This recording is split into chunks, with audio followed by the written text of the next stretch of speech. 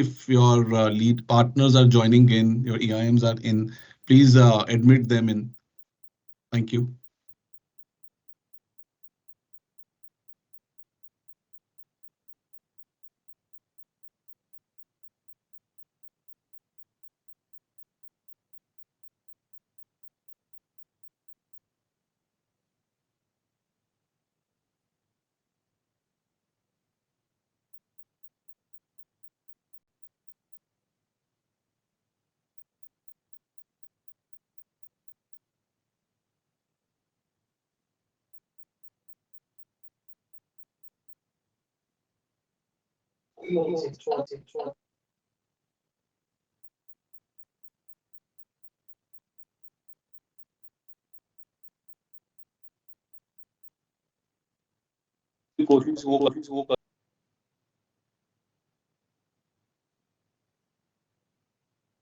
Kindly utilize chat to indicate to us if your teams have joined. Thank you.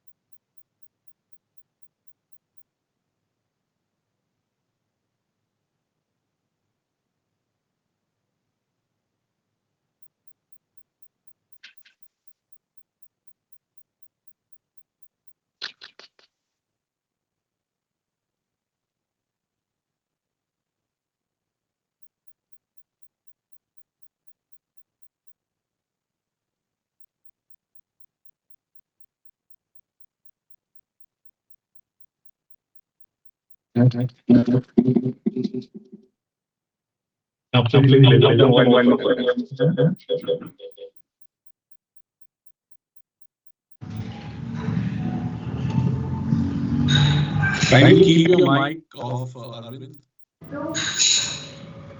Good evening, sir. Good evening, everyone. Already joined.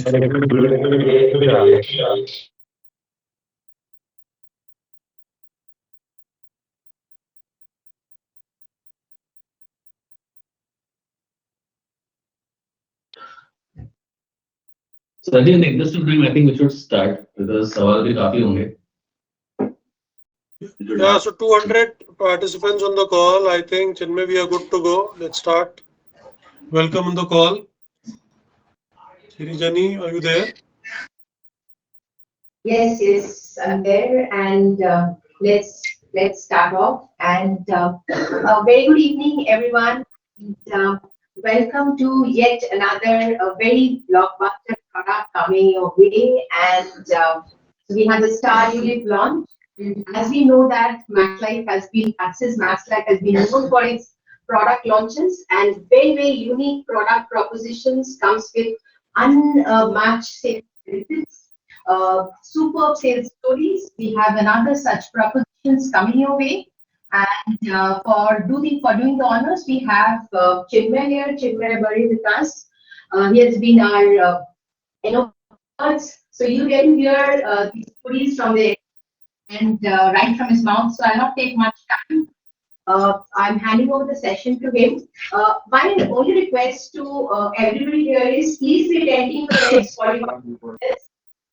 Be here, please participate. In case you have questions, write it down. We'll do the questions once we end the last 10 minutes for the session for the question and answers. So please be attentive and please be participative. That's all. Handing over to you. Thank you, Sijani. Thank you so much. Thanks, Rajiv. Welcome everyone in this special session for special people on our new offering, which is Star Ulip. So Star, why the name Star? Actually discussing, debating that when we do this new one, debating how when we do this new one, we say it should sound like the way like we say it should sound like the way.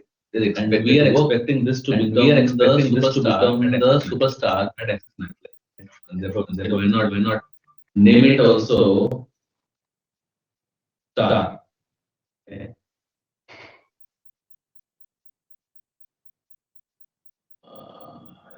Just confirm if the slide is visible in full screen mode. Yeah. Yes. Yes. Yes. Okay. Yes. Yeah. So friends, without much ado, I would like to start with the main storyline about the product, and because I'm sure there'll be several questions. So little bit about the genesis, why we did what we did. Okay.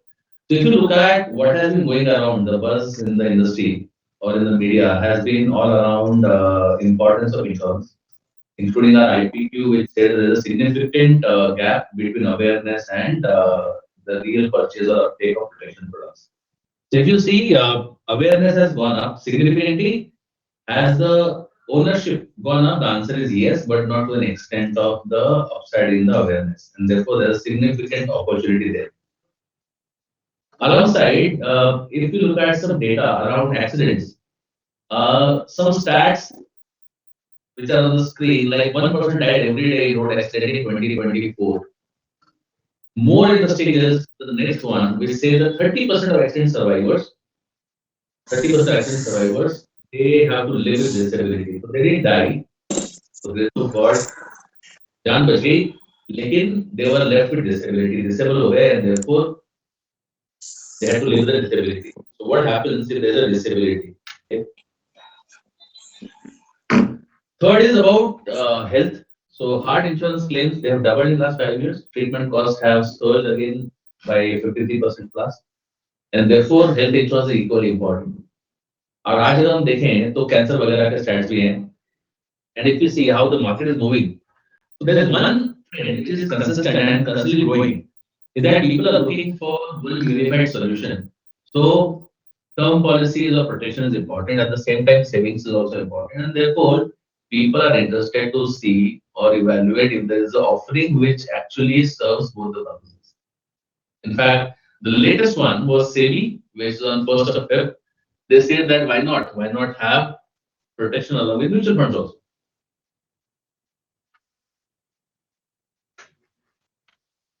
So all-in-one product, which is Star, and you would find some resemblance to something which is available in the market, but at the same time something which is very, very unique. So when we were designing or defining this product, we said what is to be done is something which is prevalent or which is getting popular day by day, is the high sum assured ULIP. But the moment you go with the high sum assured ULIP, which is available in the industry, so number one, if there is a product category which is existing in the market, then what do you need? You need an offering which is better than the best in the market. And all of us know which company has mastered the art of high sum assured ULIP. No need to take names, but we have tried to match or be better on both the sum assured multiple as well as the maturity value as compared to that product. कि अगर जो market में available है, अगर वही चीज लेकर आएंगे, then obviously there will be a comparison, ना comparison होगा. People would like to see the values and there will be more questions. ऐसा क्यों, वैसा क्यों नहीं, and all. So we said that we have been doing all the way. Why not add an option which is very, very unique or first of its kind in the industry? So this product comes with two options, and the second one, which is unique in the industry, we'll spend more time there. Because it's a very, very powerful proposition, and whosoever is buying a high sum assured ULIP kind of a proposition, where it is unit link plus a term of protection kind of combination in one product, of course, this will have a very, very interesting and very compelling story. There are 5 things which we'll talk about today. So one is a product which has a very high protection quotient. So this will have a sum assured multiple up to 215x. Again, 215x is an extreme. Okay, so lowest age, max, best possible BT-BBT combination, etc., etc. But in the segment that typically this group sells, I mean, हमने जब इस group के बारे में देखा था, तो ये ग्रुप जो बेचता है, हम लोग जो बेचते हैं in this group, what we sell, वहाँ पे the sum assured multiple would be in the range of 80 to 100 or 120 kind of. 80 से 120 के बीच में रहेगा. Okay, but again, it depends on individual cases, BT-BBT, premium, everything, and sum assured. So आपको वो जाके देखना पड़ेगा. Number 2, underwriting. So underwriting has another barrier. Okay, so whenever you say there is a protection product with a high sum assured, obviously underwriting by, and therefore we were able to carve out the solution. जहाँ पे underwriting can be relaxed. And friends, guess what? And we show you that you can go up to 8 lakh rupees of premium without any medical underwriting. So non-medical limits are available up to 8 lakh of premium. Sum assured की बात नहीं कर रहा, premium की बात करूंगा, simplified. Okay. Best part, हमको अगर आपके दिमाग में सवाल चल रहा होगा that 8 lakh rupees of premium would be 830, 35 kind of. And also will go onwards or upward of 3 lakh rupees on a non-medical. 3 lakh से ऊपर होगा अगर 50 crores. Low charges, so like I said, if there is a product which is existing in the market, then charge structure etc. becomes very, very important, and therefore the cost structure should be lower. So we'll have that. Guarantee additions, because one of the things that this kind of products do, right? This kind of products do is that they will eat up your fund value. आपका fund value को खाते रहेंगे because the cost of insurance would be baked into the policy, and therefore it will consume your fund, and therefore guarantee additions, loyalty additions, boosters, by whatever different names they are called, they become very, very critical and important, including return of charges. And the fifth one is higher earnings, that is attractive payout structure for partners. ULIP has always had a drawback, especially after 2010, cap on charges, is that earning कम हुए अचानक से, तो उसको मेरे को address करना. So what are we trying to solve? What are we trying to solve is, for customer, we are saying there is a combination of protection and saving available in a single product. There is complete convenience. Emerging market trends are perfectly matched with this product for extreme or ultimate convenience. For distributor, when I say distributor, it is all about 10,000 feet above the ground. Saying that it has to be competitive. Excuse me, Chinmay, good afternoon. Good afternoon. Can you brief us in English? Sure.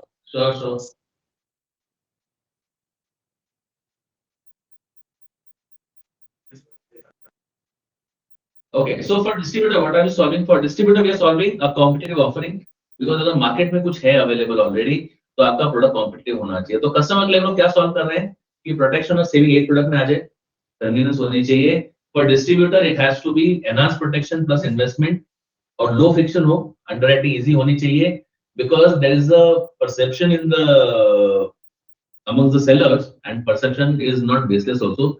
Perception हमेशा गलत नहीं होता है, कई बार सही भी होता है, that high sum assured products या protection products जैसे हम लॉगिंग करेंगे, issuance जो है वो 70s में रहती है, 75-80% की रेंज में रहती है, and therefore if your issuance is under 80, then there could be a problem, and therefore relaxed underwriting is something which is very, very important. Underwriting का relaxation बहुत जरूरी है. पार्टनर के लिए क्या सॉल्व करेंगे हम? पार्टनर के लिए हम लोग सॉल्व करना चाहेंगे कि एक लो चार्ज प्रोडक्ट को जो कंपटीशन को बीट करके हम लोग बिजनेस बढ़ा रहे हैं, able to gain the maximum market share and higher payouts. Okay, so this is a problem we are trying to solve. So what is STAR? Okay, so STAR, the acronym is basically Smart Term and Additional Returns. So it's a smart term, but it has additional returns also. This is a unit link component attached. So it's a unit link policy in a nutshell. It's a unit link policy with riders and pre-selected riders. Yeah. In sessions, there are questions like कौन सा rider लेना है, कितना rider लेना है. So boss, do not worry. आकाश बोलिए है क्या सिग्नल वाले?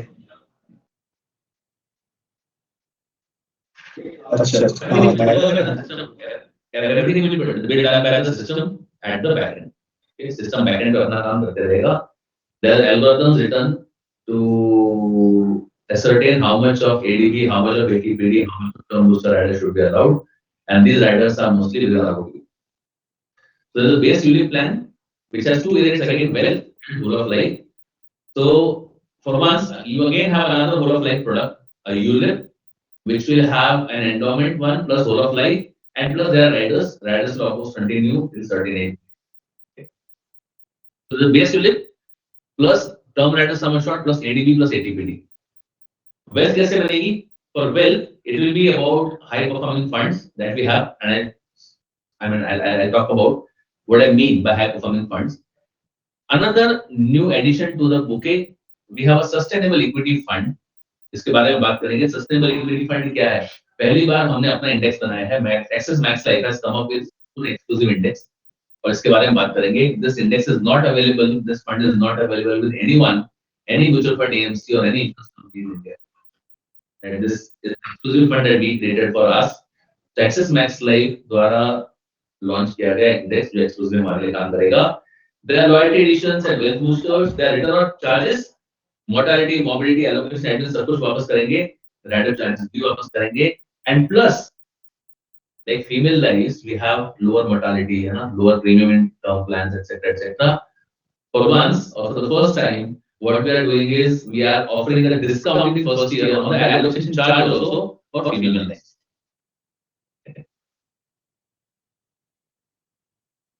Bottom introduction very quickly so that when we talk about the product, we are able to relate or we are able to imagine ये customer कौन होगा जिसको हम बेचेंगे. So we are calling the two options which are there, life secure and free life secure. ठीक है, फिलहाल इसको ध्यान में रखिए. This is a high sum assured and this is a first in the industry or a unique proposition. Life secure is a normal high sum assured. 3D is the unique offering that only Axis Max Life will have.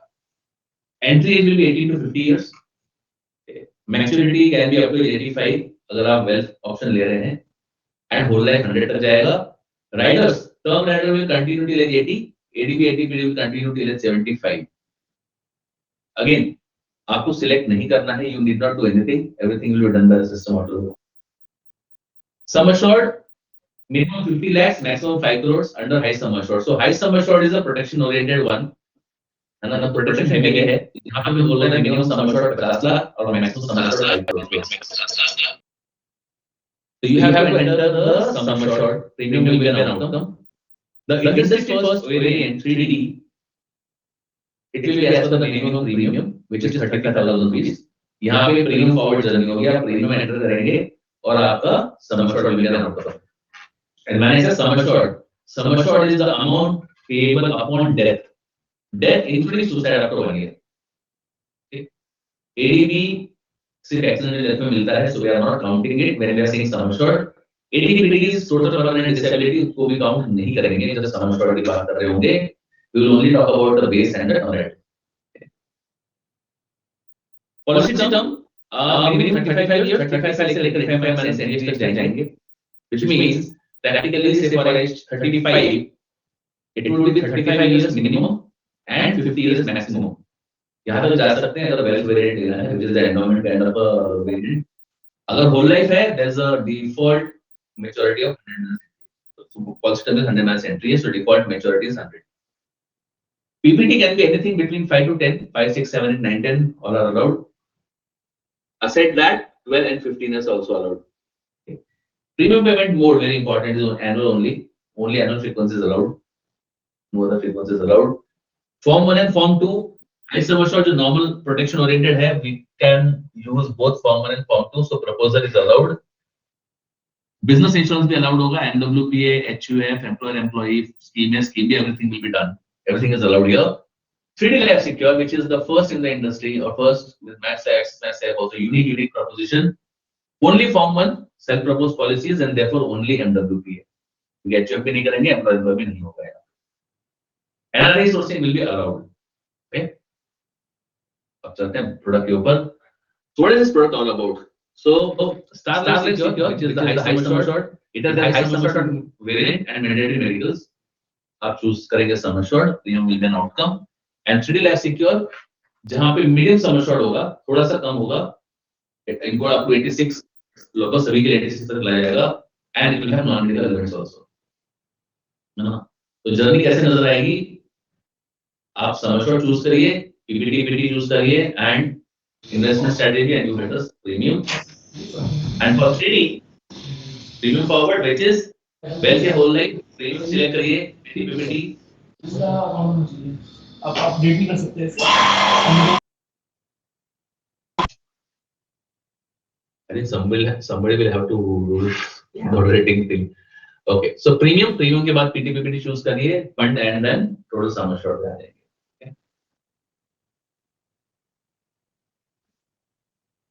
So this is how it works. Now this slide is very very important. This is actually product on a page.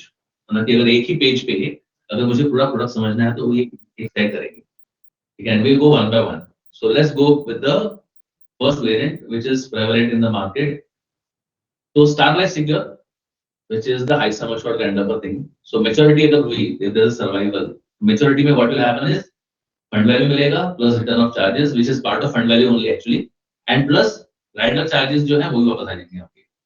So fund value plus return of rider charges or rider premiums, return of charges is already there in the fund itself. So maturity is like a normal unit. In case of death, it will be type 1. So sum assured of fund value whichever higher. Plus there's a term rider also. So term rider sum assured is also payable and the policy ends. If there are other contingent events like ADB and AKBD, तो उनके sum assured भी उसके over and above मिलेंगे. ठीक है. So summarizing again, maturity benefit is like a normal ULIP. एक normal ULIP की तरह काम करेगा maturity पे survival पे. Fund value मिलेगी, return of charges आपके fund में हो चुके होंगे. Rider के premium वापस हो जाएंगे जिसमें claim नहीं हुआ है. और डेथ के केस में सम अश्योर्ड है fund value whichever higher plus एक टर्म राइडर का सम अश्योर्ड जो होगा वो भी मिलेगा. And look at the 3D life secure. Now ये इंटरेस्टिंग है और यहाँ पे ध्यान देंगे और इस स्लाइड के बाद I will open for questions also. So maturity या सर्वाइवल में it is fund value along with return of charges and rider premiums. तो नॉर्मल यूनिट की तरह काम करेगा अगर आप सर्वाइव कर जाते हैं तो. However in case of death और 3D है ना, 3D हम लोग क्या बोलते हैं, अगेन ये इंश्योरेंस हम लोग हमेशा से बात करते हैं 25-30 साल से, प्राइवेट इंश्योरेंस आने से पहले भी और बाद में भी, है ना. There are 3 Ds in life, death, disease and disability. Okay, so we will cover all the 3 Ds of life in the 3D life secure which is the first of its kind in the industry. तो in case of death क्या होगा, in case of death there are 3 benefits which will trigger, are actually 4. तो पहला benefit is lump sum. तो lump sum benefit payable होगा. Lump sum can be 15 times the base premium और 20 times the base premium depending upon the PPT. अगर आपका PPT 5, 6, 7, 8, 9 है तो 15 times the base premium. अगर आपका पीपीटी 10, 12, 15 है तो 20 times the base premium. Now this is the amount which is payable immediately to the family, to the nominee along with term booster rider sum assured event. तो 15x और 20x of base premium plus term rider sum assured if any payable immediately to the family. उसके बाद अब यहाँ से शुरू होती है unique items, right. The first one is family income benefit. Upon death what is payable to the family after lump sum over and above is 20% of annualized base premium every month. 20% of annualized base premium every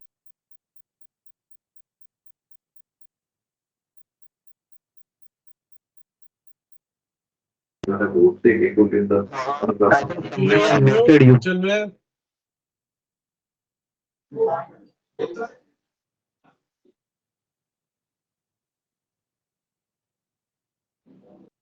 You are Yeah. So Rajiv ये इसका tab दिखता है, दिखाया तो नहीं देता ना आपको ये वाला विंडो टीम्स वाला देता ना, ठीक है. सो ये टीम्स वाला विंडो नहीं दिखाई दे रहा ना आपको लाइव सिक्योर के ऊपर. नहीं. तो in case of death lump sum death benefit मिल गया, एक लमसम डेथ बेनिफिट मिलेगा.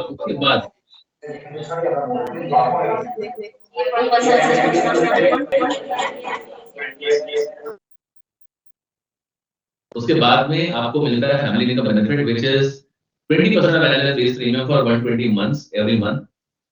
Plus there is a funding of premium. Now funding of premium is again interesting. Funding कैसे होती है, तो अगर आपका बेस प्रीमियम 1 लाख था और इसकी अगर डेथ हो जाती है तो हम 3 टाइम्स मतलब 1 लाख के सामने 3 लाख रुपए उस फंड में ऐड करेंगे on every future premium due date. So for example, if somebody opted for a 10 pay policy, dies after payment of 2 premiums. 2 premium भरे, 10 पे पॉलिसी था, डेथ हो जाती है, अगले 8 प्रीमियम जब ड्यू थे उस दिन हम एक की जगह 3 गुना प्रीमियम उनके फंड में ऐड कर दे जाएंगे. And the funds will continue to grow as per the fund option. आपने जो फंड ऑप्शन लिया होगा वो ग्रो करते रहेगा and that fund value is payable as the fourth benefit to the family at maturity. And this funding of premium is also applicable in case of critical illness and dismemberment. So maturity pay If you can just elaborate this point, this is a very important point, Chinmay. So if Yeah. you can just elaborate this. Yeah, so I'll elaborate using an example. एक example से समझने की कोशिश करते हैं. तो इन्होंने एक पॉलिसी खरीदी, मिस्टर गौरव ने, एज 35, ये पॉलिसी खरीदते हैं. इस पॉलिसी में he says I would like to pay a premium of 10 lakh rupees. He pays a 15 pay policy for 40 years of policy term. तो इन्होंने 15 पे 40 पॉलिसी खरीदा, 10 लाख रुपए का प्रीमियम भरना चाहते हैं. तो इनका सम एश्योर्ड निकल के आया 2.42 crores. 2.42 crores is what? This is the amount payable upon death, immediately payable upon death. The nominee is 2.42 crores. उसका ब्रेकअप बनेगा ऐसे 1.73 करोड़ का बेस सम एश्योर्ड एंड 6.69 मतलब 70 लाख रुपए का term rate of sum assured. तो जैसे इनकी डेथ हो जाती है, जैसे इस एग्जांपल में हम देख रहे हैं हार्ट अटैक की वजह से डेथ होती है, then we will pay 2.42 crores immediately. 0.42 crores immediately मिल जाएंगे उनकी फैमिली को. ठीक है. उसके बाद ये विंडो मुझे उसके बाद तो 2.42 करोड़ का बेसिक बेनिफिट मिल गया. उसके बाद 20% ऑफ बेस प्रीमियम. नाउ इस पॉलिसी में आपका जो बेस प्रीमियम है, ठीक है, बेस प्रीमियम जो है 10 लाख में से would be around 7 lakh rupees. इसका 20% will be payable every month. ठीक है. तो 8.66 lakh, sorry 8.66 lakh is the monthly is the annual premium. 8.66 lakhs का 20%. ओके. तो जो बनता है तकरीबन 1.7 लाख. तो 1.7 लाख रुपीस पर मंथ. हाँ, 1.7 लाख पर मंथ मिलेगा इनको अगले 120 महीनों के लिए, जो बनता है तकरीबन 2 करोड़ रुपए और. ठीक है. तो 8.66 लाख का 20% every month for next 120 months. तो कुल मिला के 2 करोड़ ये मिलेंगे, 2.42 करोड़ ये मिल गया. ये कितना हो गया? 4.5 करोड़ है ना. 4.5 crore plus every future due date. इनकी डेथ हुई थी पॉलिसी ईयर 1 में, रिमेनिंग पीपीटी ऑफ 14 इयर्स, बाकी के 14 साल, हर साल हम 8.66 लाख मल्टीप्लाइड बाय 3 है ना. तो तकरीबन 25.5 लाख रुपए हम हर साल अगले 14 साल तक इनके पॉलिसी में ऐड करते रहेंगे, which is 3.64 करोड़. तो प्रैक्टिकली अगर आप देखेंगे तो पहले साल में जो डेथ कवर है it is 2.42 crore immediate plus 2.08 crore over next 10 years, 4.5 plus 3.64 by way of funding of premium. Okay, so which is almost 8 crore. 8 crore से ऊपर हो गया कुल मिला के. और ये जो पैसे जमा हुए, the first premium that you paid 8.66 lakhs, ये पहला आपका प्रीमियम भरा हुआ यहाँ पे था, उसकी जो फंड वैल्यू होगी प्लस ये 3.5 करोड़ रुपए का ऐड हुए हैं. ये मिला के even if you assume a 8% scenario, this value becomes 34 crores. Value becomes 34 crores. And this is an 8% scenario. The moment you go to the actual return of the funds, 10%, 12%, 15% पे ऐसा नंबर आएगा जिसको लिखने में आपके हाथ कांपेंगे, राइट? आई थिंक हमने कितना 12 या 15 पे निकाला था वो, 12 पे, बट 15% पे हमने निकाला तो 34.12 करोड़ बन जाता है 111 करोड़. मेरे लिखने की हिम्मत नहीं हुई. हमने 8% वाले ठीक है, 10 लाख रुपए आप दे रहे हो, 34 करोड़ तक का बेनिफिट बन रहा है ऑन 8% सिनेरियो ऑन अ 15 पे 40 kind of. And this is friends the hero proposition. ये proposition मार्केट में किसी के पास नहीं है, और मार्केट में जो हम अकेले दौड़ेंगे तो फर्स्ट है. Okay, should I repeat this once? अगर डेथ होती है we will pay the death sum assured immediately. 15 पे था, so death sum assured was 20x, तो ये 2.42 करोड़ मिल गया नॉमिनी को. 20% of base premium, यहाँ base premium है 8.66 lakhs, इसका 20% which is approximately 1.7 lakhs, 1.7 lakhs per month for 120 months, अगले 120 महीने के लिए 1.7 लाख रुपए मिलेंगे. कुल मिला के 2 करोड़ ये हो गए, प्लस अगले 14 साल जब आपका प्रीमियम ड्यू डेट आया उस दिन 8.66 lakhs multiplied by 3, roughly 25.5 lakhs is what we keep funding for next 14 years. तो जब तक premium due आया उस दिन हमने 8.63 into 3 fund करते रहे, and then this money grows and is payable to the nominee. Now, because insured person के ना रहने से family के milestones थोड़ी खत्म हो जाएंगे, family के milestones will stay. And therefore, in a way, for those who understand Access Max Life lingo, it's a inbuilt PCB plus, more than just a PCB. Okay.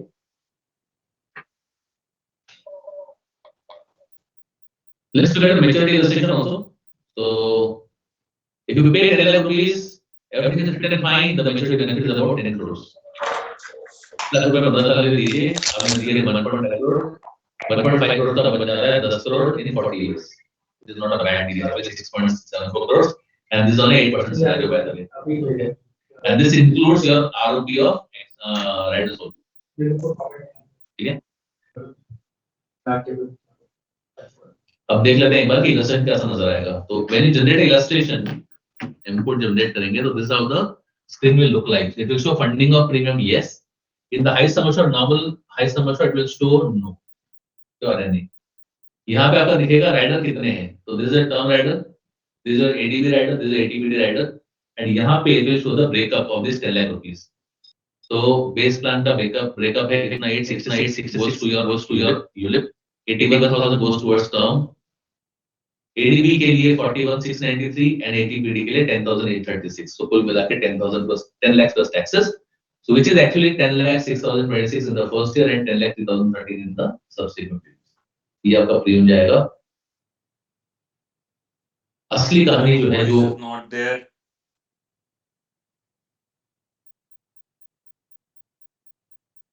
Am I audible now?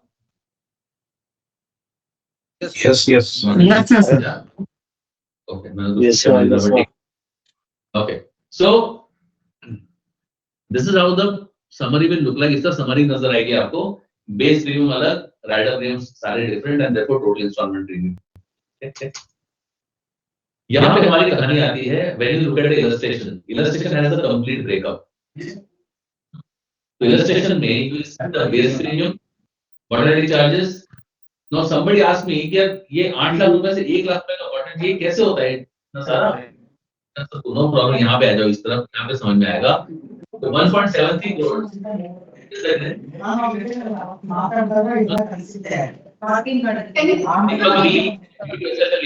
आपके background noise बहुत आ रही है. Thank you. Again mute कर लीजिए please. Thank you. Somebody asked the question कि ये 8.5 लाख रुपए में 1 लाख रुपए की mortality क्यों रखनी चाहिए बॉस, है ना? The reason is, the answer is in last 3 columns. Because we have 1 crore 73 lakh rupees of death benefit base. I have not added a 70 lakh rupees का term rider sum assured, वो अलग है. So 173 of base, 1 crore 73 lakhs plus 2 crore 7 lakhs 86,000 of income, so which is 3.8 crores plus 3.63 crores of funding of premium, which is 3.8 plus 3.6. Okay, so 7.5 crores almost, है ना? तो huge amount of summit risk. जब इतना summit risk होगा तो बस इतना model तो आएगा ना. 8 करोड़ का summit risk बन रहा है तो 1 लाख रुपए की मॉडल तो बनी नहीं. पहले चलेगा 8 करोड़. टर्म राइडर का सम एश्योर्ड इसमें नहीं दिखेगा यहाँ पे. टर्म राइडर का यहाँ पे नहीं दिखेगा. That will show up in personally add. हाँ, वो यहाँ पे दिखेगा आपको. यहाँ पे Okay, we have to add that. और उसकी टॉप शीट नजर आएगी. When you see the illustration आपको टॉप शीट नजर आएगी जहाँ पे दोनों ऐड होकर दिखाई देते हैं. I'll show you. I'll show that also. Yeah, please show that. Please. ठीक है, तो वो दिखा रहा हूँ मैं. तो basically what is important to sell is last 3 columns. Then benefit is this. आप दोबारा चिन्मय एक बार आप दोबारा से इलस्ट्रेशन समझा देंगे जरा प्लीज, बिकॉज़ बीच में आपकी आवाज नहीं आ रही है फ्रॉम स्टार्ट. ये वाला पेज. हाँ जी. हाँ, तो ये जो इलस्ट्रेशन जनरेट करेंगे ये काम करते हैं. इलस्ट्रेशन जनरेट कर ही लेते हैं एक बार, है ना? बिकॉज़ वो ये बेटर रहेगा. टेक्नोलॉजी के दौर में नहीं आ सकती है. Everything is on the go.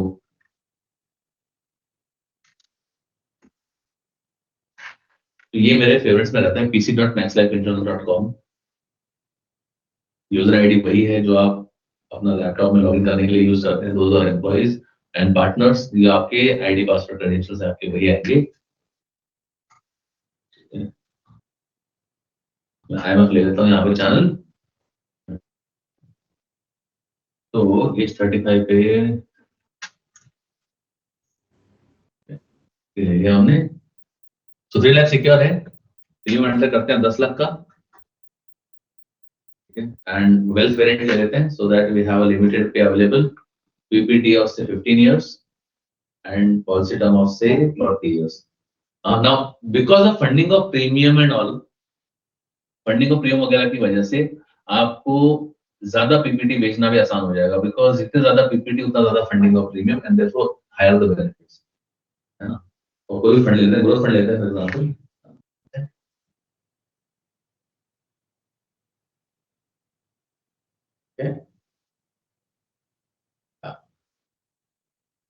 Visible था, देख सकते हैं। तो variant is ROP non ROP base tulip है जो 15 पे है। ये एड्रेस है आपके 15 पे, पॉलिसी टर्म सबके 40 है, जहां पे कम होगा तो यहाँ दिखाई दे जाएगा। प्रीमियम विदाउट टैक्स हर एक कंपोनेंट का अलग अलग प्रीमियम दिया गया है। विद फर्स्ट ईयर हर एक का अलग अलग दिया गया है, बिकॉज टोटल तो आपको पता ही है 10 लाख है ना, है ना। यहाँ पे आपके पास ये एक समरी आ जाती है बन के। एंड देन आपको मैच्योरिटी पे क्या मिलेगा, मैच्योरिटी एट 8% ये मिलेगी आपको बेस प्लान की मैच्योरिटी, प्लस ये आपको इस राइडर का प्रीमियम वापस, प्लस इस राइडर का प्रीमियम वापस, और इस राइडर का। अगर आप फिर ये पूछोगे कि टोटल कितने डाला, क्योंकि on this riders, so term booster rider for example, अगर राइडर का क्लेम आता है तो ये राइडर का प्रीमियम वापस नहीं मिलता। अगर एडीबी हुआ, मान लो किसी का एक्सीडेंटल परमानेंट डिसेबिलिटी हो जाती है ना, if the accidental permanent disability happens, हम क्या करेंगे, हम इसका सम एश्योर्ड दे देंगे एटीपीडी का, है ना। तो यहाँ पे इनका आगे बढ़ने नहीं मिलेगा, ठीक है। तो एटीपीडी होगी तो ये उनका सम एश्योर्ड है 78,51,000 rupees, okay. Non accidental death में 2,42 लाख मिलते हैं, plus there is income benefit of 1,73,000 rupees every year for next 10 years, every month sorry for 10 years। 120 महीने तक 1,73,000 मिलते रहेंगे, प्लस हम फंड करेंगे 25,98,000 रुपए आपकी पॉलिसी में हर साल for the remaining PPT. Accidental death अगर होता है तो 4,77,97,000, मतलब ऑलमोस्ट 4,78 लाख, है ना। 4,78 लाख मिल जाएंगे, प्लस मंथली इनकम ऑफ 173 120 महीने के लिए। और इसका बेस्ट पार्ट पता क्या है इस इनकम का, अगर पॉलिसी टर्म खत्म होने से एक दिन पहले भी अगर डेथ होती है,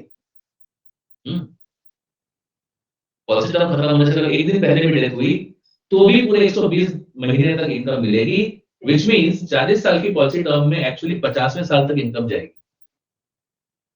और इसके अगर आप देखोगे it can go beyond maturity also. तो इसलिए अगर आप देखोगे तो 2,07,00,000 रुपए का नंबर है ना, ये नंबर आपका हमेशा सेम रहता है even in the last year. Last year में भी आपका ये अमाउंट सेम नजर आती है, क्योंकि ये इमीडिएटली मिलने वाला पैसा है, ये भी सेम है, ये इनकम मिलने वाला पैसा है वो भी सेम है। फंडिंग ऑफ प्रीमियम जो है that is only for the outstanding duration and therefore ये कम होती जाती है ना। और एक आपको और हैक बता देता हूं, अगर आपके हाथ में इलस्ट्रेशन है ना, और आपको समझ में नहीं आ रहा कि इसको फंडिंग ऑफ प्रीमियम कितनी होगी हर साल, तो उसमें आप लास्ट में चले जाइए, लास्ट में वैल्यू है non zero, this is the amount of annual funding 25,98,250 रुपए, ये इसका डबल है। This is 3x, this is 4x, this is 5x, this is 6x, this is 7x। कितनी फंडिंग होगी तो मैन्युअली कैलकुलेट करने की जरूरत नहीं है, सिंपल इलस्ट्रेशन पे जाइए, पीपीटी माइनस 1 ईयर पे आपको ये नजर आएगा, है ना। सवाल ये है कि बस 15 साल की पीपीटी थी, आगे साल में क्यों नहीं है, क्योंकि बस क्लेम तो दे दिया ना आपने, तो there are no outstanding premiums. Outstanding premium है कि नहीं तो फंडिंग का प्रीमियम होगा नहीं। एक रिक्वेस्ट है, फंडिंग का ऑप्शन थोड़ा रिपीट कर सकते हैं क्या, बाकी समझ में है। तो फंडिंग ऑफ प्रीमियम में क्या होगा कि अपॉन डेथ और क्रिटिकल इलनेस और डिसमेंबरमेंट, ये तीनों में से कोई भी अगर इंसिडेंस होता है, ठीक है, तो जो बाकी का आउटस्टैंडिंग पॉलिसी टर्म होगा उस पे हम लोग 3 गुना फंडिंग करेंगे प्रीमियम का। इसी इलस्ट्रेशन में आप जाएंगे तो नीचे ये 6, 7 और 8 ये 3 इंपॉर्टेंट बुलेट पॉइंट्स हैं हमारे। ठीक है, पॉइंट नंबर 1 पढ़िए, ये वाला है, दिस अबाउट फंडिंग, कि अगर आपने 3D लाइफ सिक्योर वेरिएंट लिया, देन डेथ या फिर covered critical illnesses, 11 illnesses cover हो रहे हैं यहाँ पे, plus dismemberment of life insurance, इनमें से 3 कोई भी चीज होती है, company will fund 3 times of all future premiums as and when due under the policy. आपका जब जब प्रीमियम ड्यू था तब उसका 3 गुना आपके फंड में ऐड करते जाएंगे। हमने डेथ वाली इलस्ट्रेशन में बता दी है, बाकी अगर कोई मीन्स पीपीटी अगर 15 साल है, 10वें साल में डेथ होती है तो फ्यूचर के 5 प्रीमियम बचे हुए रहते हैं, तो उसके 3 गुना रहेगा कि कैसे रहेगा? हाँ, तो ये आपका प्रीमियम कितना था? 866 था जी, है ना? तो इसका 3 गुना कितना होता है? 25,98,000 होता है जी। तो 2598 11th ईयर में, 2598 12th ईयर में, 2598 13th year, 2598 14th year, 2598 15th year. इनको ऐड कर लीजिए 5 गुना, तो ये बनता है 1,29,00,000, 1,29,00,000। Sir please show that term product fees क्या रहेगी पार्टनर की? फीस पे आते हैं सर अलग से। Sir please show that death benefit of term in the illustration. First page को अलग से नीचे, I just want to C.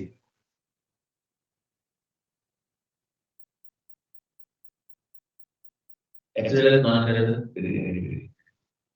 Sir add करके एक्सीडेंट हुई तो इतना, नॉन एक्सीडेंटल हुई तो इतना। सो डिटेल चार्ट में दैट टर्म वाला नहीं दिखेगा, it will be visible here. Yes, it will visible here. यहाँ पे इस तरह टेबल बना के आइए। We are also creating a smart BI जहाँ पे हम लोग ये सारी चीजें एक्चुअली जनरेट करेंगे, which will be additional page on the top of the benefit illustration. Done it, done. वहां पे टोटल भी डलवा सर ये जो इनकम बेनिफिट वाला जो पार्ट है जो नॉमिनी को स्टार्ट होने वाला है वो जिस साल में उस पॉलिसी होल्डर का डेथ होगा उसके नेक्स्ट ईयर से स्टार्ट होगा या कैसा स्टार्ट होगा?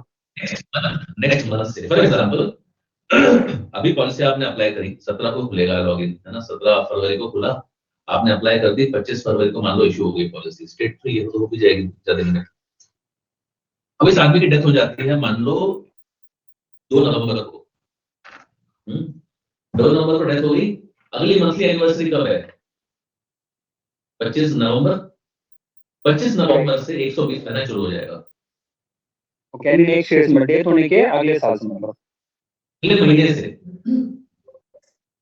Right sorry. हाँ, फरवरी की पॉलिसी नवंबर में डेथ हुई तो नवंबर से इनकम चालू हो जाएगी, अगर मई में डेथ होती है तो मई से इनकम शुरू हो जाएगी। सर ये 10 साल Okay, के got लिए it, क्यों होगी? 10 साल के लिए तो ना होगी, जितना हमारा पॉलिसी टर्म बचा होगा मैक्सिमम हाँ। वो, या 10 साल विच एवर इज हायर वो होना चाहिए। वो होना चाहिए, बट हमने बोला इसको और ज्यादा जूसी मीठी कैसे बनाए, अट्रैक्टिव कैसे बनाया जाए, तो हमने इसको पूरे 10 साल कर दिया सर। क्योंकि वरना क्या होगा, फंडिंग ऑफ क्लेम का पॉलिसी टर्म हमारे पास अगर 12-13 साल का बचा है तो हम 10 ही कर देंगे। नहीं सर, अगर आप, मैंने बताया ना, जैसे अगर किसी की डेथ हो जाती है बिल्कुल आखिरी महीने में, 40 साल का पॉलिसी टर्म है ना? आखिरी महीने में इसकी डेथ होगी आखिरी महीने में, या कल की मेच्योरिटी थी, मानो ना कि 15 फरवरी की मेच्योरिटी है, 12 तारीख को बंदा मर जाता है, 3 दिन मेच्योरिटी है, तो मेच्योरिटी में फंड वैल्यू दे दूंगा, और ये इनकम जो है वो अगले 120 महीने चलती रहेगी।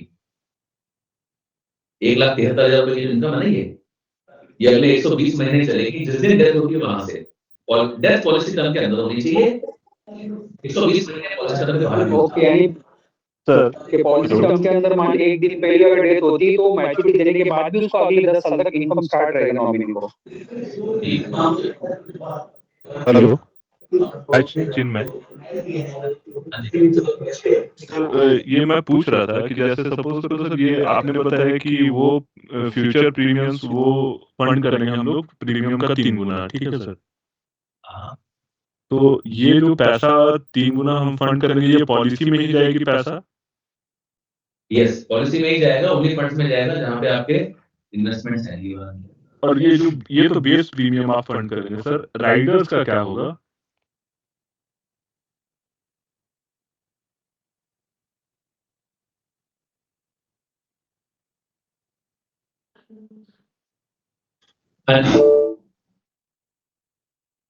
राइडर्स का क्या होगा इसमें सर, ये पूछना चाह रहा था मैं। राइडर्स प्रीमियम नॉमिनी को पे करना He's पड़ेगा। joining back. Atul, just wait. He's got dropped out. He's joining back. Chinmay is joining back. Just hold.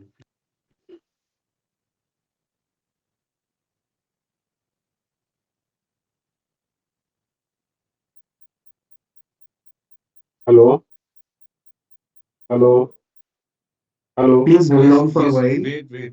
Just hold on. We are getting it fixed.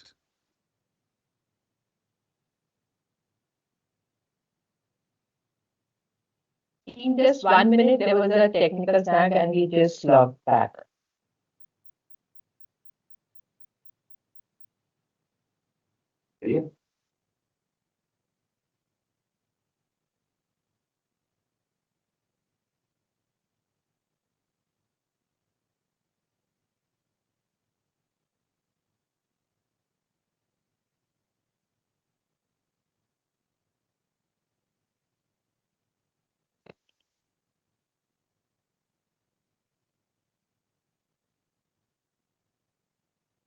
हाँ जी, am I audible now? Okay.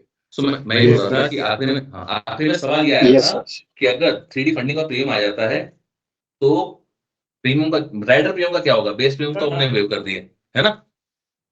Rider premium का क्या होगा? सो rider premium का sir ये होगा कि अगर वो राइडर एप्लीकेबल है तो उस राइडर का प्रीमियम आपको अलग से देते रहना पड़ेगा। बेस पॉलिसी का प्रीमियम तो वेव हो जाएगा। फॉर एग्जांपल, अगर किसी को क्रिटिकल इलनेस हो जाती है है ना, बंदा मरा तो नहीं है, ना डिसेबिलिटी हुआ है, ओके, तो base premiums are not required to be paid. 8,66,000 नहीं देने हैं आपको, लेकिन 1,40,000 रुपए आपको देते रहने पड़ेंगे।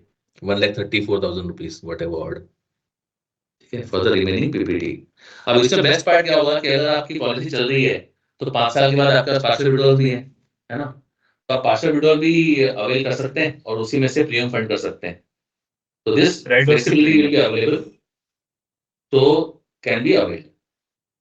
राइडर्स की प्रीमियम मतलब नॉमिनी को पे करनी ही होगी, वो चाहे तो उसको नॉमिनी नहीं, देखो नॉमिनी तक पहुंचेगा नहीं ना। मैं सिनेरियो रिपीट करता हूं फिर से, रिपीट करता हूं बारी।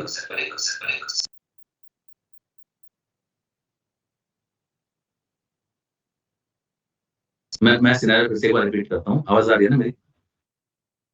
Am I audible? Yes, sir. Yes. तो मैं सिनेरियो रिपीट करता हूं। This person contracts critical illness, इनको क्रिटिकल इलनेस हो जाती है। क्रिटिकल इलनेस मतलब आदमी जिंदा है ना?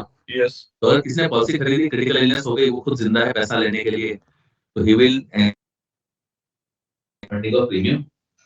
जो बाकी बचे पीपीटी है उसके लिए बेस प्रीमियम नहीं देना है। However, this person will have to pay the rider premium because ADB choice है। देखो आज one can say कि बॉस क्रिटिकल इलनेस हो गई, मुझे नहीं चाहिए ADB कवर नहीं चाहिए, मुझे छोड़ दो, ये टर्म कवर नहीं चाहिए, मत दो, अब वो कवर ऑफ कर देंगे। बेस पॉलिसी तो चलेगी बस आपकी, है ना, वहां तो आपको प्रीमियम देना नहीं है। राइडर प्रीमियम अगर आप देंगे, राइडर प्रीमियम दोगे तो राइडर का कवर चलेगा, अगर राइडर नहीं होंगे तो राइडर का कवर नहीं चलेगा। फिर सिनेरियो 2 कि अगर एडीबी डेथ हो जाती है, मान लीजिए डेथ में प्रीमियम फंडिंग होगी, now the life insurance is no more, death हो चुकी है, तो टर्म राइडर का क्या होगा? पे हो चुका होगा। एडीबी राइडर अगर एक्सीडेंटल डेथ थी तो पे हो चुका होगा, अगर एक्सीडेंटल नहीं थी तो राइडर खत्म, टर्मिनेट हो गया, बिकॉज जिसका लाइफ इंश्योर्ड था वो तो मर ही चुका है। एटीपीडी राइडर वो भी खत्म हो जाएगा because this person is known, which means premium payment liability will never go on to the nominee. Nominee को कभी प्रीमियम भरने की जरूरत नहीं होने वाली है। इट इज ओनली, है ना, अगर वो क्रिटिकल इलनेस होता है जिसकी वजह से फंडिंग का प्रीमियम खत्म होती है तो उनको तो देना पड़ेगा, अदरवाइज उनको उसकी जरूरत नहीं पड़ेगी। ओके सर, अभी आपने जैसे बताया कि पार्शियल विड्रॉल कर सकता है, तो उसका कुछ क्राइटेरिया है कि कितना परसेंट वगैरह ऐसा कुछ? हाँ, तो वो जाएगा up to 25% of the fund value उस टाइम पे होगी। Can you please repeat, sir? 25% of the fund value, but इस तरह की पॉलिसी से पार्शियल विड्रॉल टिपिकली रेकमेंडेड नहीं होता है। देखो यूलिप है, आपके यूलिप के नॉर्मल सारे फीचर्स रहेंगे, पार्शियल विड्रॉल है, स्विचिंग है, रिडायरेक्शन है, सब कुछ होता है, रिकमेंडेड इसलिए नहीं होता है क्योंकि अगर आप पार्शियल विड्रॉल करते हैं तो रिस्क ये हो जाता है कि आपकी फंड वैल्यू बहुत तेजी से डिप्लीट हो सकती है। एक दूसरा, मैं अभी आपको इसके हाई पॉइंट पे तो लेके ही नहीं गया, तो अभी तो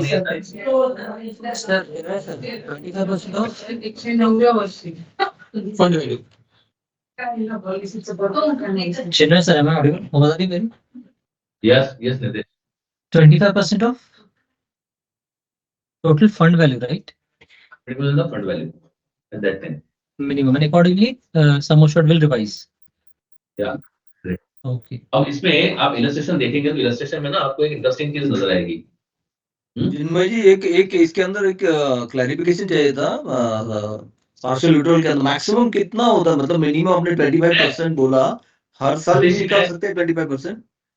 समझ गया सतीश, एक बार पहले प्रोडक्ट की बेसिक फीचर्स पे आ जाए, उसके बाद पार्शियल विड्रॉल पे जाता हूं मैं, वरना प्रोडक्ट का बेस बाकी रहता है। यहाँ पे आपको कॉलम नजर आ रहे हैं, you can see the columns like addition to the fund and return of charges. Okay, तो एडिशन रिटर्न ऑफ चार्जेस हो रहे हैं आपके। So whatever mortality you have paid, आपकी फर्स्ट ईयर की जो मोर्टालिटी लगी थी उसके हिसाब से आपको यहाँ पे मोर्टालिटी चार्ज का रिफंड आएगा in the 10th year, 11th year, 12th year and 13th year. Okay, So this will be calculated on which basis? I'll show the slide. So basically I want to draw your attention to these numbers. तो ये जो 1 लाख रुपया है, इस 1 लाख रुपए में तकरीबन 50,000 रुपए आपकी मोर्टालिटी है और उसके बाद 40,000 रुपए आपकी मॉर्बिडिटी है, बिकॉज क्रिटिकल इलनेस डिसमेंबरमेंट भी कवर कर रहे हैं, डेथ भी कवर हो रही है। तो जो आपकी मोर्टालिटी कॉस्ट है, तो एलोकेशन चार्जेस आ रहे हैं आपके वापस 10th ईयर से। सो फर्स्ट ईयर का जो एलोकेशन चार्ज था 60,000 रुपए, ये डबल होके आपको वापस आ रहा है 10th ईयर में। सेकंड ईयर में आपका एलोकेशन चार्ज कटा 51,965, इसका डबल आएगा आपको 11th ईयर में। थर्ड ईयर आपका एलोकेशन चार्ज था, इसका डबल होके आपको आएगा 12th ईयर में। और चौथे साल का एलोकेशन चार्ज आपको वापस आता है डबल होके, ठीक है। फिर आपके मोर्टालिटी चार्ज डबल होके वापस आते हैं, मोर्टालिटी मॉर्बिडिटी दोनों 15th ईयर ऑनवर्ड्स। तो पहले साल का जो था उसका डबल 16वें साल से, सेकंड ईयर का डबल 17वें साल में 16, प्लस ये देख रहे हैं आप 20th ईयर में 7.5 लाख रुपए, ये कहां से आए? ये बॉस लॉयल्टी बूस्टर्स एडिशंस वो सब है, as all percentage of fund value. अगर आपने पैसा विड्रॉ किया तो ये आपका 10 लाख रुपए का जो एडिशन है ना वो कम हो जाएगा, ये सोचो। तो पार्शियल विड्रॉल जो है वो महंगा पड़ेगा, क्योंकि अगर आप पैसा विड्रॉ करोगे तो एडिशन टू फंड जो है वो आपका कम होते जाएगा। करना क्या कर सकते हैं ना, तो ये चलो हर साल करो, कोई प्रॉब्लम नहीं है। लेकिन अगर करोगे तो ये आपके एडिशन टू फंड जो है वो कम हो जाएंगे सारे, और ये एक बार नहीं बार बार है, हर 5-5 साल में आपको एडिशन टू फंड मिलता है ना। और लास्ट के 5 साल में लगातार है, ये 35 लाख रुपए तक जाता है लास्ट के साल में। ये this is something that will lose अगर आप पार्शियल विड्रॉल करते हैं तो। पार्शियल विड्रॉल एक ही बार निकाला तो भी लॉयल्टी एडिशन नहीं मिलेगा ना उसको कभी?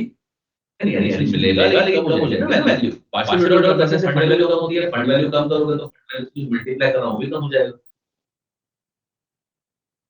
In partial withdrawal case, sum assured will remain intact.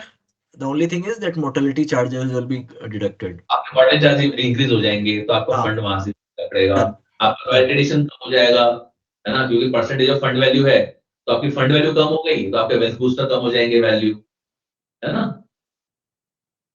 तो आपके वेल्थ बूस्टर कम हो जाएंगे, ये आपको ध्यान रखना पड़ेगा। उनको दो तरह से नुकसान होता है पार्शियल विड्रॉल से यूनिट में करने से। फैसिलिटी अलाउड है, again I am saying repeating, facility allowed है, बट हम सारे एडवाइजर्स हैं, है ना, तो हमको कस्टमर को सही सलाह देनी चाहिए।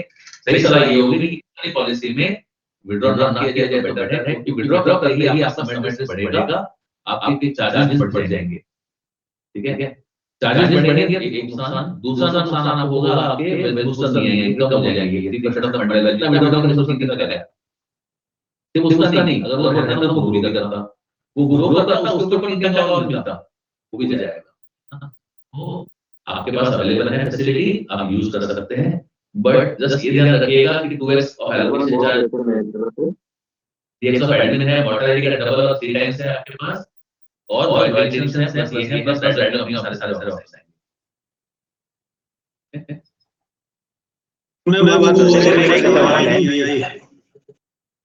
एक 2 मिनट ले लेता हूँ मैं, let talk about the critical thing, उसके बाद में सर एक क्वेश्चन था मेरा। मैं एक 2 मिनट दे दीजिए please. There are just few slides which I want to run, important है, उसके बाद क्वेश्चन के लिए ओपन ही कर देते हैं। This is the grid by premium.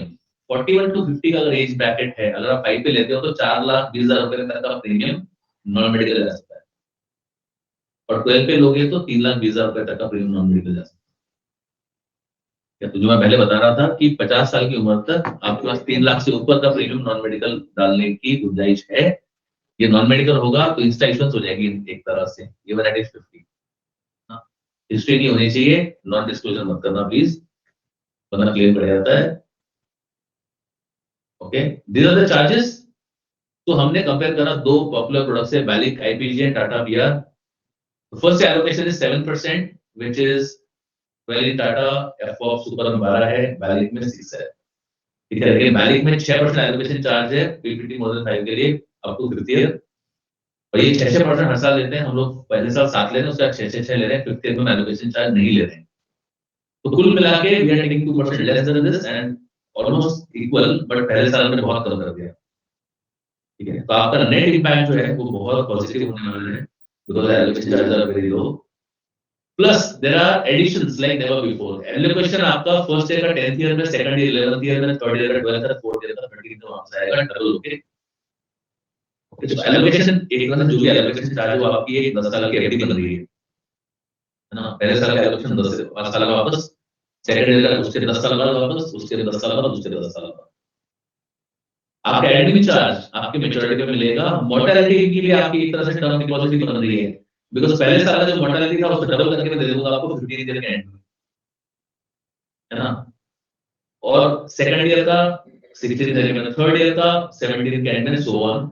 Year 26 onwards आपके जो 10th ईयर ऑनवर्ड्स के जो मोर्टेलिटी चार्जेस हैं 11th ईयर ऑनवर्ड्स के, वो 3 गुना होके मिलेंगे आपको। तो आपका हर एक मोर्टेलिटी चार्ज एक तरह से whatever charges you are paying ना, वो आप एक तरह से टर्म डिपॉजिट करते हो हमारे पास, है ना। एलोकेशन डबल होके मिलेगा, एडमिन 3 गुना होके मिलेगा, मोर्टेलिटी चार्जेस डबल या 3x होके मिलेंगे, प्लस रॉयल्टीज मिलेंगे अलग-अलग, प्लस वेलनेस सिस्टम मिलेगा अलग-अलग। राइडर में या तो क्लेम आएगा या पैसा वापस, तो इसका इफेक्टिवली जीरो कॉस्ट राइडर। अब इम्पोर्टेंट आइटम है एक फंड के बारे में। तो मार्केट तो ऐसे चलता है ना।